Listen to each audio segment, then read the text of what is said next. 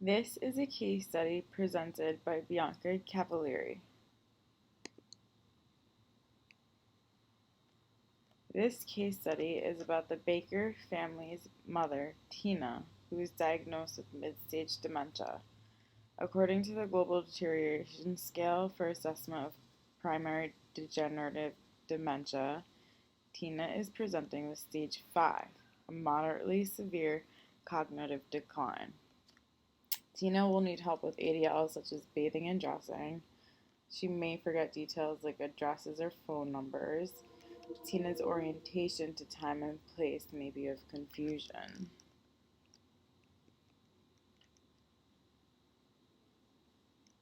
According to research, as the population of people with dementia expand, there is a more crucial need to educate and support their caregivers. So let's focus on the caregiver. As a caregiver, there are some consequences, such as emotional distress, financial strain, physical strain, and social isolation. Because of these consequences, there are also needs of the caregivers, such as education and support, possible home modifications, and counseling, training and compensatory strategies, problem solving, communication and behavioral management, financial support, and taking care of oneself. But there are more similarities and differences in families and people who are providing care. However, as dementia progresses, the needs and consequences of caregivers also varies.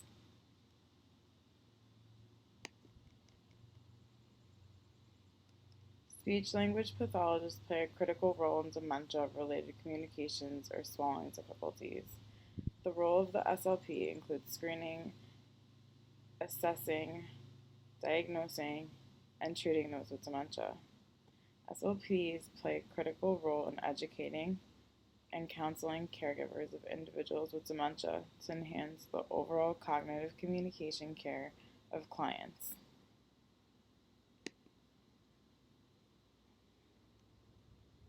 Involving the family and caregiver in Tina's plan of care will be one of the most beneficial outcomes for both her and the family. Educational approaches have targeted many different outcomes, including improved caregiver knowledge of dementia, improved problem-solving skills, reduced dysfunctional thoughts, improved coping, improved perception of the care, recipient quality of life, improved understanding of communication challenges in dementia. More recently, interventions designed to address the needs of family across the progression of the disease by reducing caregiver stress. As part of Tina's plan of care and daily session plans, I would provide her family and the caregiver with education regarding her stages of dementia. I would provide the family with any answers they had questions to. I would keep the family updated with the latest research regarding dementia if it was relevant. I would also give the family online educational resources they can look at on their own. Additionally, I would provide them with educational support groups that are in their area they can either attend to in person or online. As Tina's SLP, educating the family would only benefit her and her caregivers.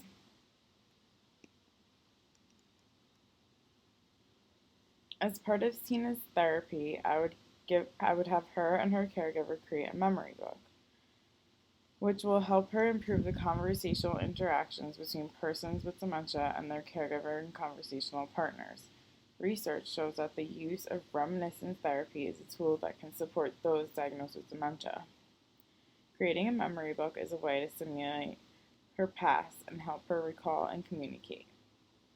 The use of a memory book also promotes independence instead of relying on a caregiver to help her communicate. In therapy, Tina would be asked questions based on her memory book. The SLP would model for Tina how to use and how to navigate the memory book. Hopefully, this tool would also alleviate some stress the caregiver and family may be feeling.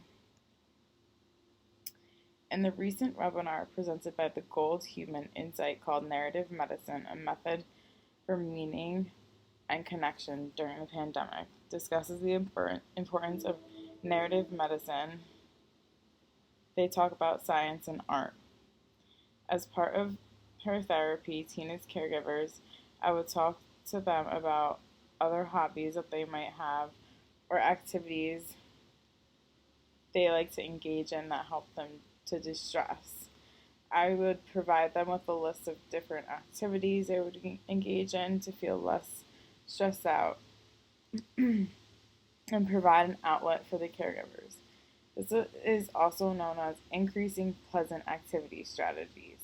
As a therapist, I would educate Tina's caregivers that yes, we're here for Tina and doing everything we can for Tina, but it's also important to realize that the caregiver needs to take time for themselves.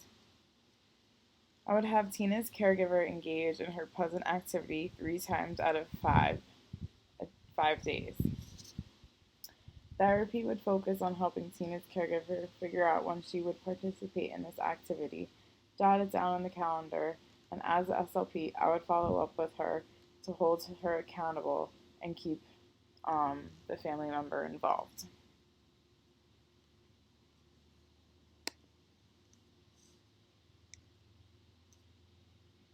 It is important that the SLP advocate and teaches caregivers how to increase their resilience and optimism when dealing with hard times such as Tina and her family.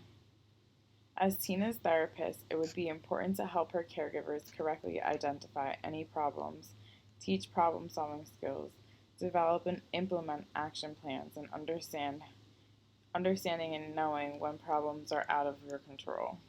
This teaches the idea of wellness. As Tina's dementia progresses, it would be most important for me as SLP to be there to facilitate communication with her family. The SLP is there to provide a good quality of life for Tina while respecting the family's wishes. The end of the life conversation is a difficult conversation to have, but with good open communication and rapport with Tina and her family from the start are the most important. This is the type of conversation that I would have to have with my interdisciplinary team and any members working with Tina. As I've learned, this conversation is better to have sooner than later. It is important that the SLP is supporting the psychosocial needs of caregivers by offering caregiver counseling sessions and group sessions in order for caregivers to relate to others.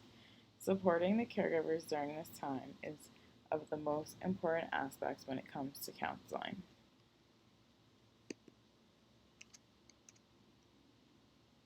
Tina is 85 with mid-stage dementia, working with the Baker family.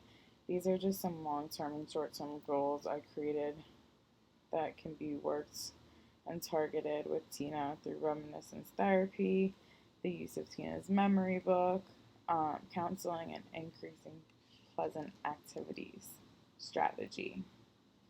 Providing caregiver education, skills training, and counseling intervention improves the quality of life of individuals with dementia and their caregivers.